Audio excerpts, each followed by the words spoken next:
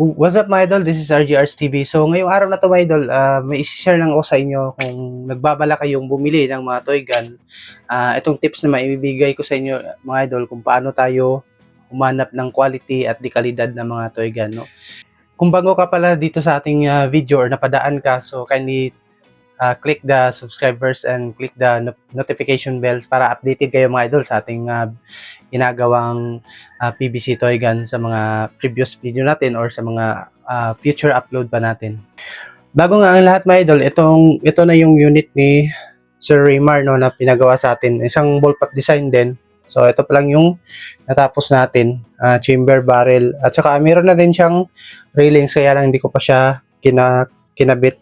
So naka-side lever din siya no. So ang kulang pala nito is buttstock at saka yung scope na pina-order sa atin. So tatry muna natin to mga idol para kasi working na rin to. Nakapag-paputok na rin ako nito no. So tatry natin mga idol yung kanyang putok. So yan siya. So isa pa.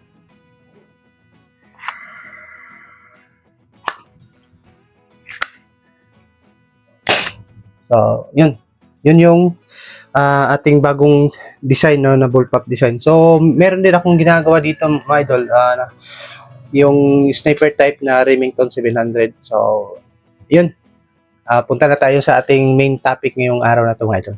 Ano ba yung kauna-unahan nating titingnan kapag bibili tayo ng mga toy gun mga idol?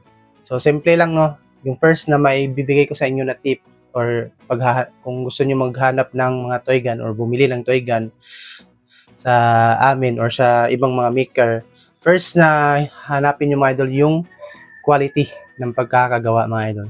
No? Madami naman na gumagawa ng magaganda na toy gun kasi meron din mga iba na mas sobrang accurate, maganda din yung pagkakagawa. Pero yung sinasabi ko mga idol, yung quality ng pagkakagawa. No? Hindi ako basher sa mga ibang gumagawa. Gusto ko lang i-clarify yung kung paano tayo makapili ng good items na or good unit na para magamit natin sa ating mga hunting or personal na gamit natin mga idol no. So bakit sinasabi ko yung quality, the best kasi yung quality yung pagkakagawa, malinis siya tingnan, yung iba no, meron silang nilalagay ng mga epoxy, nagmamasilya sila pero grabe napaka ano lang tingnan no, napakadumi no. Kahit pa sabihin natin na lagyan natin ng kulay yan mga idol, makikita at makikita pa rin yan. So first na requirements kapag bibili ka ng toy gun is yung quality ng pagkakagawa mga idol. Tapos durable no. Yun yung pinakauna-una yung titingnan kung gusto nyong bumili ng mga ganitong klaseng na laruan mga idol. So yun yung first no. So ang pangalawang hanapin nyo mga idol is yung kanyang check valve. This is the most important things nga kailangan nating malaman sa mga butane type. Kasi yung didipinsahan kasi ng mga toy gun na ganito, yung butane type is yung pinaka-check valve natin, pinaka-thread ng check valve natin. So bubuksan ko to mga idol, papakita ko sa inyo kung paano ba yung durable na check valve na setup natin. So bubuksan natin. Pangalawang reason mga idol or pangalawang hahanapin nyo pag bumili kayo ng mga toy gun is yung kanyang check valve no. Check nyo yung kung nagpapagawa kayo, ipapacheck nyo yung check valve niya kasi ite-test fire ng mga mga maker yan no. So ipa-check nyo kung yung kanilang mga check valve is hindi nasusunog yung thread niya. Importante kasi yun dahil kapag nasunog yung thread ng ating check valve, mahihirapan na tayo magbukas ng pag naka-troubleshoot yung ating mga spark sa loob or na-dislocate, mahihirapan na tayong buksan kasi nga dumikit na yung check valve dun sa loob kasi nasusunog yung kanyang thread. So may nagtanong nga pala sa akin mga idol, paano daw ilalagay yung tank dito. So simple lang no, tatanggalin nyo lang yung tatlong screw na ilagay natin. Tapos ikabit nyo lang siya. Pag ganun pa rin yung pagkakalagay. So ito yung butane tank natin. So ito idol, naglagay ako ng marker para kapag tinanggal natin tong check valve, pwede natin siyang ibalik. Ito mga idol no, ilang beses ko na rin siyang pinaputok pero super linis pa rin ng pinaka-check valve natin. So, ayan, kahit nangingitim, idol, wala siyang nangingitim. So, ganito dapat yung pagkakabuo ng check valve. Wag na wag kayong papayag na PVC lang yung ilagay dito banda, no? Kasi yung mga butane type kasi umiinit kasi yan. So, kapag PVC yung nilagay natin dito, kadalasan dito yung nasisira, napuputol to. Kaya make sure na kapag bumibili kayo ng mga toy gun, make sure na aluminum tube yung ipagamit nyo na dito yung intake niya, labasan ng butane. Yan siya. So, ayan siya mga idol. Nilagyan ko rin siya ng teflon para double lang siya purpose, no? Kahit wala siyang teflon, hindi pa rin siya nasusunog. So, yan yung pangalawang tips na maibibigay ko mga idol. So, ito yung ginagamit ko na check valve is 3-port na male and female adapter. Yung ginagawa kasi ng iba, ito, kinakat nila dito. Kinakat nila dyan. So, ang mangyayari yan, nakalitaw na yung pinaka-thread niya sa loob. Kaya, hindi naman kasi yung mga butane type na apoy, hindi siya hangin, no, yung naglalabas ng pressure na kundi apoy. So, make sure lang na hindi nila pinuputulan yung kanilang check valve. Papacheck nyo talaga yan bago nyo ipaship. Kasi may mga iba na, may nakita ko sa Facebook, 3 months pa daw bugamit niya, natanggal na dito yung pinaka niya. Tapos yung bolt action niya may diferensya, no?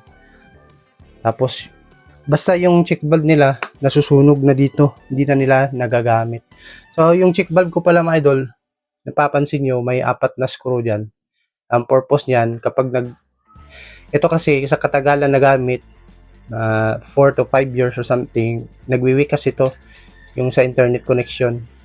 Pero ito yung ginagamit ko mga idol kasi hindi siya kinakalawang, hindi siya katulad ng nasa mga pistol type or mga pistol na toy gun na may yung spring kinakalawang yun.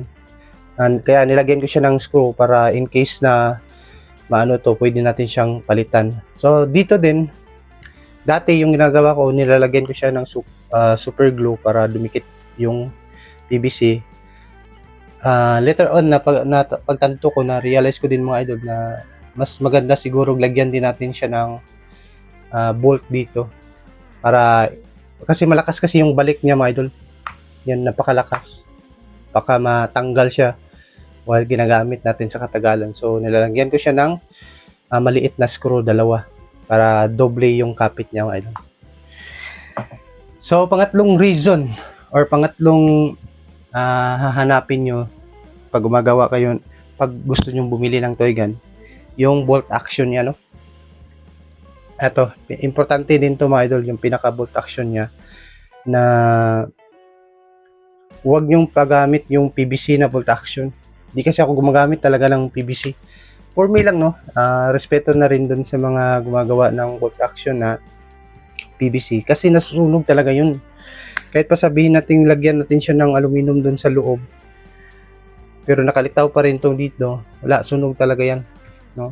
Kaya papacheck nyo yung bolt action 100% na walang singaw, no? Dapat yung fit lang talaga yung ginamit dito. Na ang ginagawa ko naman kapag medyo maluwag tong aluminum, hindi naman kasi to, kahit sabihin natin pareha silang ng size, pero magkaiba din yung mga sizes ng, kahit sabihin natin 20mm yung PVC, may mga 20mm din na medyo maluwag tong Kaya ang ginagawa ko, kinakat ko siya sa gitna. Binabawasan ko siya mga idol. Kinakat ko lang siya para mag-fit tong ating 5/8 na aluminum tube. So, ito yung ginagamit ko mga idol. Aluminum tube talaga yung ginagamit ko, no? May nagawa akong removable barrel dati. Yung ginamit ko dun is stainless yung ginamit ko, hindi PVC. Yung dito siya, naka-removable lang siya, no? So, yun yung pangatlong hahanapin nyo mga idol sa kung gusto nyo talagang bumili ng toy gun. And eto, para din to sa mga bumibili, no? Para sa inyo nagbabalak kayo, yung mga PVC toy gun na accurate, nasa mga 15 to 20 meters lang talaga yan, no? Hindi siya katulad ng mga PCP na 100 meters, 50 meters. So, wag kayong mag-expect ng long range talaga, like mga 40, 30 meters. Siguro tatama tayo sa 30. yes, tama pa rin yan sa 30, pero hindi 100% na accurate na talaga. Hindi katulad ng mga 15 to 20 meters na tweed pa talaga siya, no? Kasi mabigat din kasi yung steel ball. Pag sa impact naman, kung merong 6mm, kung sa mga ibon, pwede din yung 6mm pang ibon. Pero na-try ko siya dati sa manok, hindi kayang pumatay ng ng manok.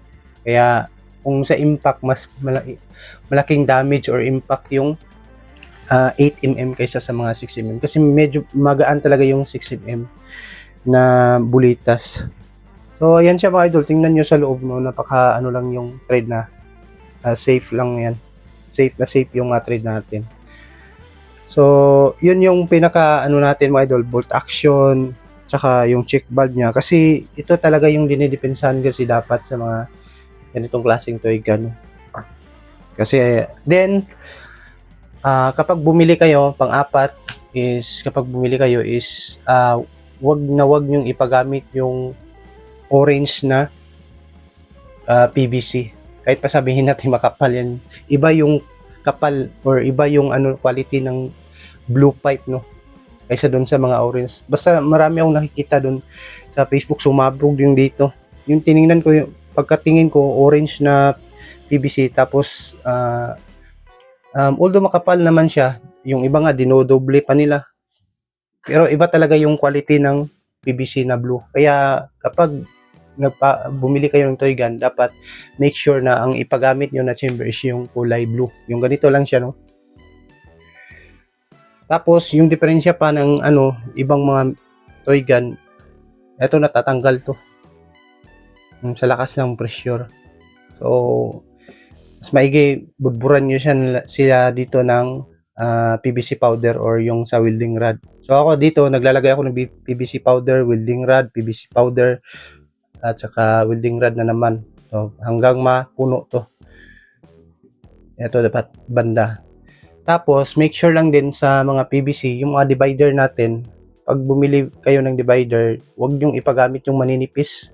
Yun yung pang-limang idea na maibibigay ko sa inyo mga idol. Hahanapin nyo pag bumibili kayo ng toy gun. No? Yung mga divider nila, ang ninipis.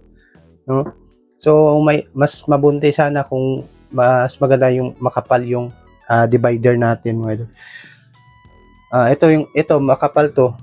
So, yung mga divider na ginagawa ko, ganyan kakapal. Minsan nga, mas makapal pa dito sa ganito kakapal na PVC.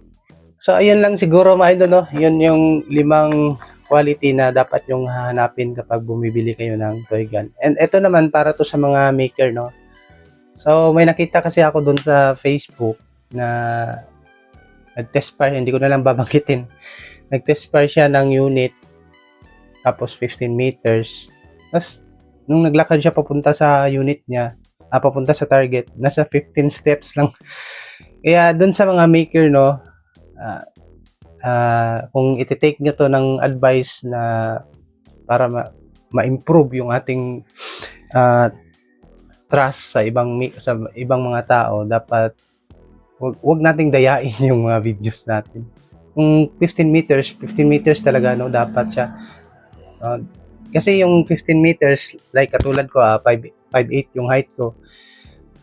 Yung 15 meters kasi nasa 20 to 22 steps yan pag ganitong size or height mo. Pero sa mga regular people or mga kids, nasa 25 to 30 step yan, no? Pag medyo depende kasi sa size ng tao, no? Kaya wag nating ganyanin, no? Kasi din yung tiwala ng mga bumibili sa atin. So, kasi pera din kasi yan.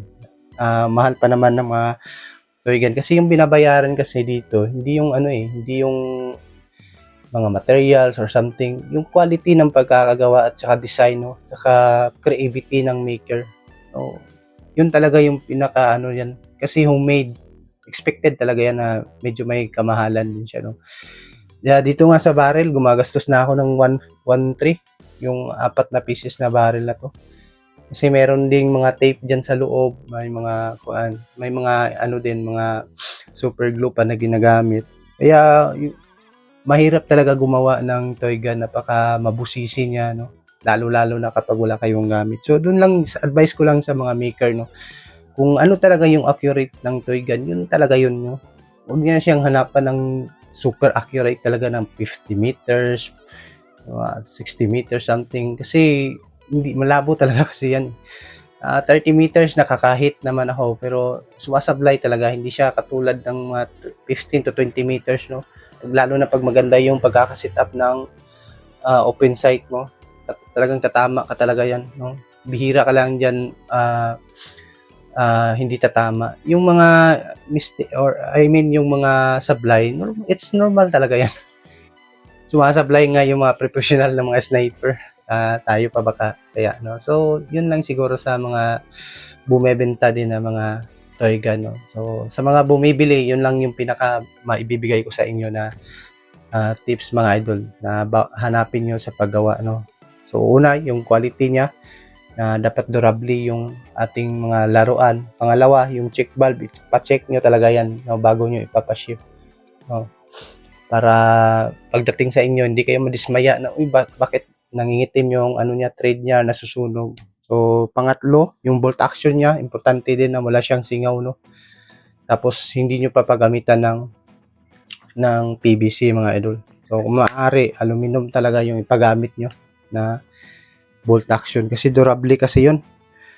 So, tapos yun yung ano pa rin, yun lang yung pinaka masasuggest ko sa inyo mga idol kung nagbabalak kayong bumili ng mga PVC toy gun. So, hanggang dito lang ating video mga idol, no? Maraming salamat po sa lahat ng mga subscribers natin dyan at patuloy na sumusuporta, nanonood ng ating YouTube channel. And yun, God bless sa inyong lahat and keep safe.